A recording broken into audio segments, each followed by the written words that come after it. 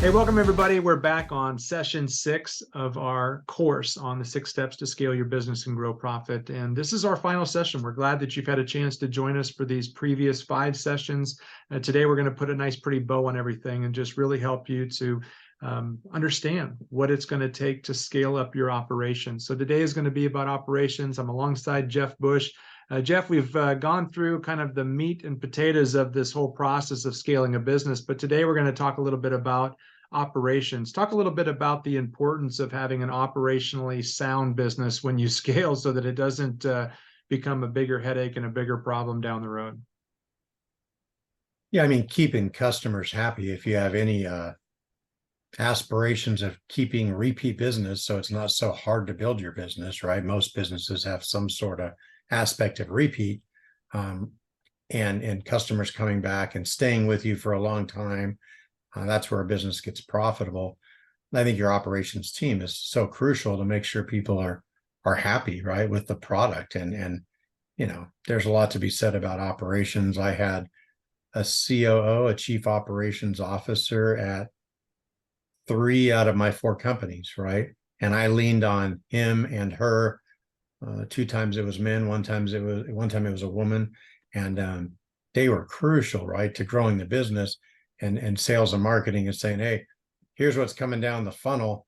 And 3 weeks, 40 jobs are going to land in your lap, and they all got to be out the door in a week. And it's like, we better, build operations to handle the sales growth, right? If you don't, customers are mad, or worse, employees are mad, because the employees, my salespeople, I have to sell them on staying to work with me, and they're going to grow and make more money. And if everything's falling apart on the back end, the salespeople will be like, I'm out of here. This place is a train wreck, right? So yeah, I had built a pretty big operations team at my mortgage company. I built a 35-person operations team at the direct mail advertising company. And now at the wedding venue, I have a general manager that's managing sales and operations right now. The operation's not that big, so we don't really need a separate person because it's a small business. It's $2 million business, So anyways, that's, pretty crucial. And just, it's funny as I think back, going back 30 years and what it took to build ops and how we had to keep replacing people. We had to find good leaders. I never liked operations. I was good at it. I can do math, Excel spreadsheets, I had my finger on the pulse, but I never went in and ran the operation because I ran more sales. Sales people are very different than operations people. So I had an affinity to go work with the salespeople because that was driving revenue, and that was most important. I had some really good operations managers, but I held them accountable, and I knew what they needed to do, and I knew, solving problems. That was all part of it. So. Yeah. And we've been using this analogy of climbing the mountain. And, if we go to the analogy of climbing Mount Everest, one of the primary reasons of why people don't summit Everest, they get all the way up to almost the top, and then they don't get to the peak because of the failed operations, the lack of oxygen, the lack of equipment, the lack of energy, the lack of resources to keep them moving forward to the peak. And, sometimes it's the season and the season passes, but it's oftentimes, how well prepared are they? And are they able to continue on the journey? Or are they hitting a mental ceiling or a peak of elevation where they begin to suffer altitude sickness because they're not in a position to handle the higher level of conditions? And when you get to that higher level, there's a new kind of devil. And so we're going to talk through, what it is that's going to help you to scale your operations so that you can take all of these pieces to the puzzle and you can create the outcome that you desire. So let's talk a little bit more about operations plan. So what we talk about in operations is, first and foremost, automation, automating tasks that are don't require consistent thought and decision making, just putting it into a process so that they happen automatically. Even if they might be handled manually in terms of a decision, they're put into a form of automation so that things happen predictably. Streamlining communication, utilizing a CRM system. And, a lot of businesses are not fully utilizing their technology. They're using pieces of it. Creating standard operating procedures so that, you can replace employees without having to train them from the ground up, because you have processes in place that help you to bring on new people and to bring them up to speed.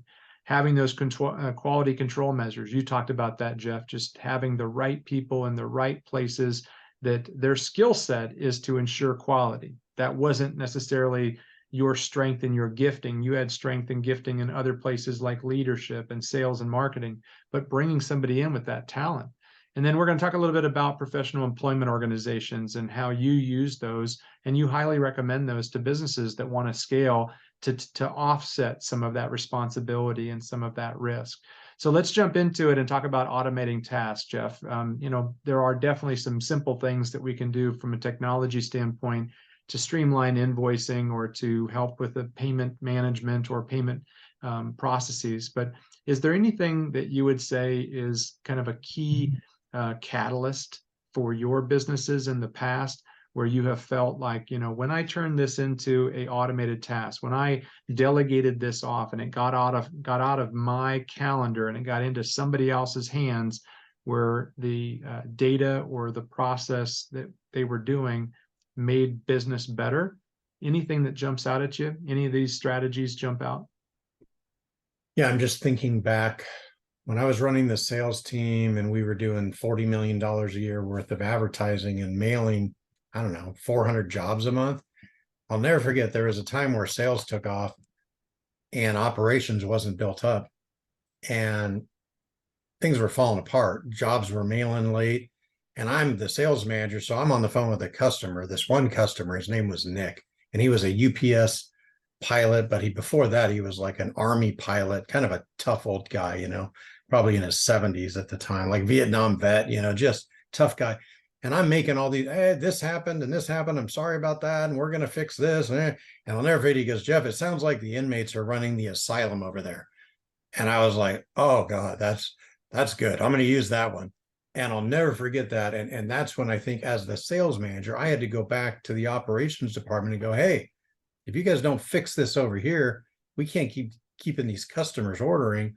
So I think even at 22 years old, the sales manager, I was back in the operations department fixing stuff. And the biggest thing is, how many mistakes are we making? Where's the bottlenecks, right? And I remember just coming up with simple forms, like, if we're screwing up the job, it's bad communication. Let's create a form, check the box, make it very simple. Sales reps are throwing a lot of stuff against the wall, going to see if it sticks. They're not known for attention to detail. And I knew that about sales. If they're really good salespeople, they're not engineers, accountants. It's the opposite. So I always had the engineers and the accountants alongside of the sales reps to fix all their mistakes, because they were never going to have it detail oriented and right.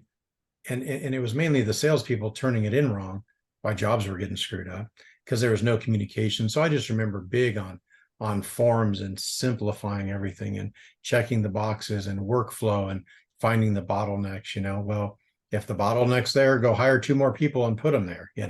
If we're losing clients because there's a bunch of typos all over their ad and the salespeople can't spell, let's get some proofreaders. At the end of my company, I had 2 or 3 full-time proofreaders, right? Just because making mistakes, right? So just operations, it's just filling the holes and looking at bottlenecks and just trying to make things. It was always about the flow, how can this flow better? And, I'm okay with making 1 mistake out of every 100 jobs, but when it gets to 5 mistakes and we're pissing off customers and sales reps, it's hurting sales. It's going to hurt the ability to grow. So, forms, and we started off with paper forms, and then they were PDFs, and they were writable, and then they were in Salesforce. Put the forms in Salesforce, and the whole job was saved in Salesforce. I mean, it started so elementary, and by the time we were done, we were at least in high school. I don't think we were collegiate level, as far as using the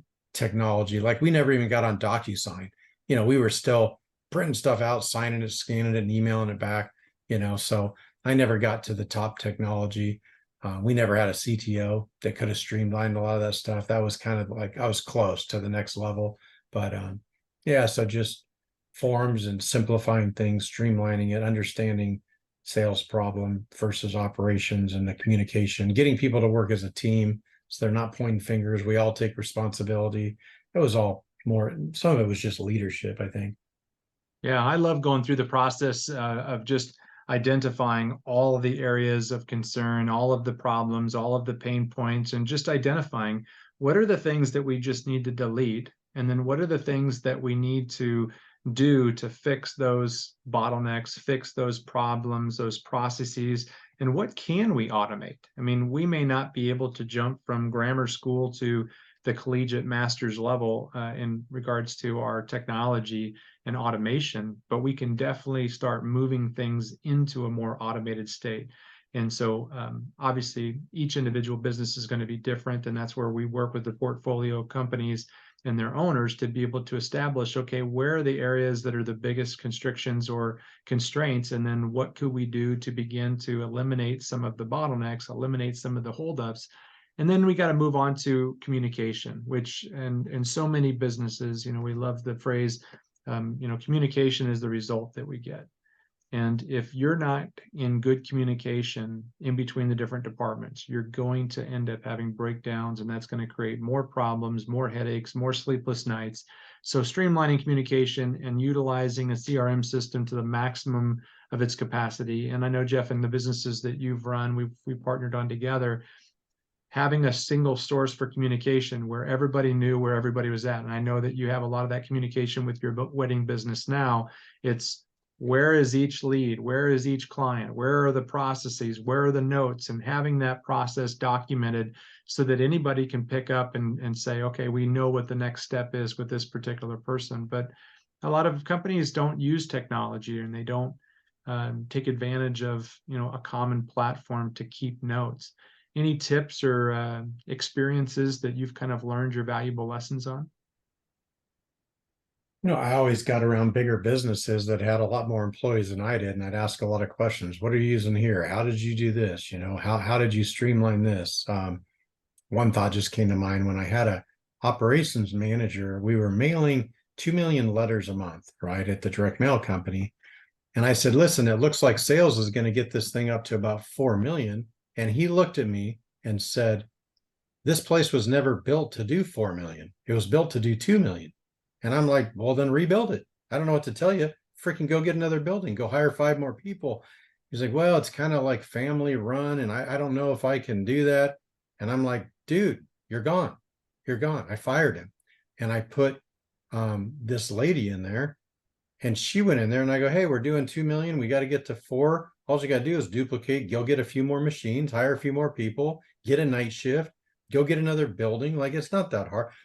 Dude, within 3 or 4 months, she did everything I told her, and we're mailing 4 million pieces a month. It was just, so a lot of this is about management and people that you're putting in place. So finding the right people that can do what maybe you don't have time to do it all. I think the biggest mistake a lot of CEOs make is they spend way too much time, what is it, in the business instead of, outside the business, and trying to be the operations manager, the sales manager, the freaking accounting manager, the HR man.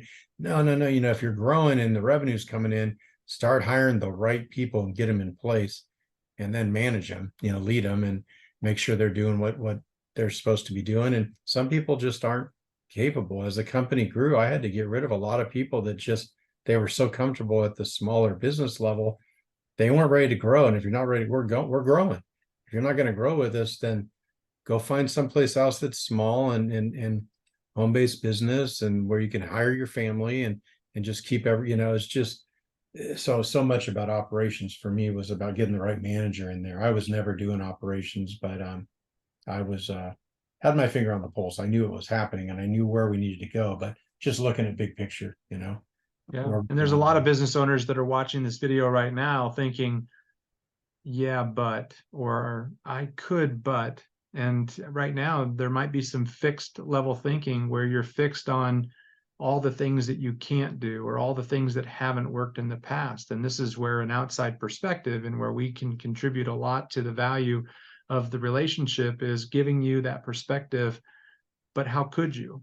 But how could we do it? How could we begin to expand communication? How could we expand the operation? How could we streamline processes? How could we begin to develop standard operating procedures so that you had a business that works because the business system works rather than you working all the time. Great quote by Michael Gerber, who wrote the book E-Myth Revisited.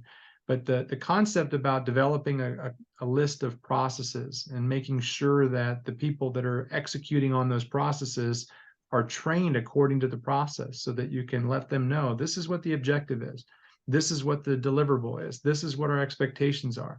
And that's simple documentation. And right now, like you said, Jeff, that so many busy entrepreneurs and business owners are so knee deep in the business that they don't have the time or the effort or the outside expertise to create this. And this is where we try to bring the value into the marketplace so that we can end up simplifying it and breaking it down into simple steps. I mean, less than 10 steps. Every operation in your organization could be broken down into 10 steps. And if you just break these things down into 10 steps or less, you can begin to simplify the onboarding process and the training process for new staff, new leaders, and for hopefully at some point an operations manager. So anything in terms of processes and procedures that helped you to sell more, grow more, or have better profitability? I was sitting with two business owners yesterday, and we were talking about they're doing like $2 million a year in sales, and we're talking about how do you double and get to 4 million. And they both kind of shared the same thing with me that, Jeff, we've got 10 employees right now. If we're going to go from 2 million to 4 million, we're probably going to have to go to 20 employees, and we're going to have twice as many problems. I can't even handle the problems on 10. And I'm laughing. I'm like, well, that's because you're handling all the problems. You don't have a manager to help you put out fires. I didn't want to hear about those problems, the little ones. If everything comes across your desk because you're a control freak and you don't know how to delegate, that's a problem. You're not going to be able to grow. You're going to have to stay small, because you're right. That's just too much, too many problems, but they were fixing all of them. So I don't know. I think it ties to operations. I remember when we would screw up a job and we'd put the letter inside of a brown envelope instead of a white envelope. And I'm like, well, why don't we get clear folders and put a copy of the envelope in the clear folder so everybody can see which envelope this job's supposed to go into? Simple solution, right? And, a year later, we've got 400 clear envelopes with everything, the job ticket, but we had a lot of team meetings coming up with solutions. What's the problem? How do we fix that? I mean, everybody wants to be quick to, talk about what the problem is and sit in a meeting for an hour of this person and that person. And how do we solve that? There's always a solution. It's usually not all that tough. So communication, team meetings, I remember one of my big competitors was having 2 meetings a day in production. I'm like, God, we do 1 meeting a week. These guys are doing 2 a day. Hey, we better move to like a meeting every morning to see what's coming through the warehouse. And they're like, yeah, that's a good idea. And sure enough, man, meeting every morning, everybody knew what to do for the day.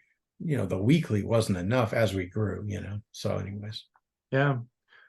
Well, quality control is something you've already touched on just a little bit about, making sure that you're, giving a quality product and a quality deliverable in terms of a service. But, control measures are something that can oftentimes be a luxury. And, we've heard Dan Kennedy say that success is made in a messy kitchen. And when you're first getting your business started, you might have a little bit more of a quality control issue. But as you begin to scale and grow that business, you want to start putting in some of those quality control measures so that you can deliver a higher value product and you can demand a higher price, so that it's not just such a commodity driven, because you are the trusted advisor or you are the trusted source for quality and a quality experience.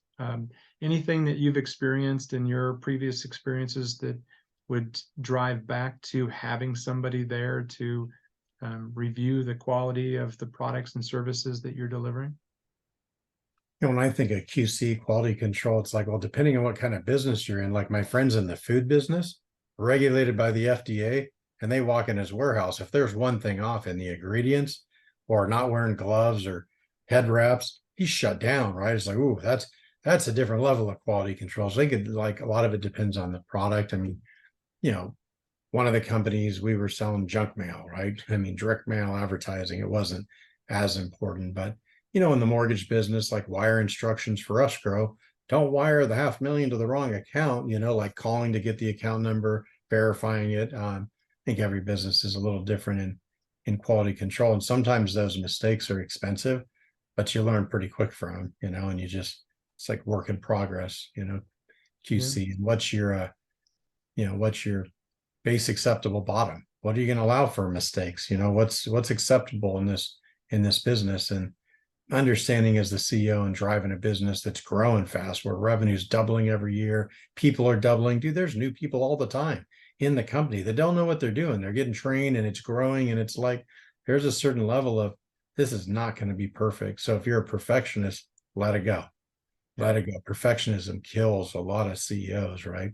Because they want it to be perfect. And, you know, 99% okay. We're going to have mistakes. And so I think having that mindset to be able to grow and not have a perfectionist mindset, and, that'll drive all the employees crazy too. You might be smarter and better at it than they are.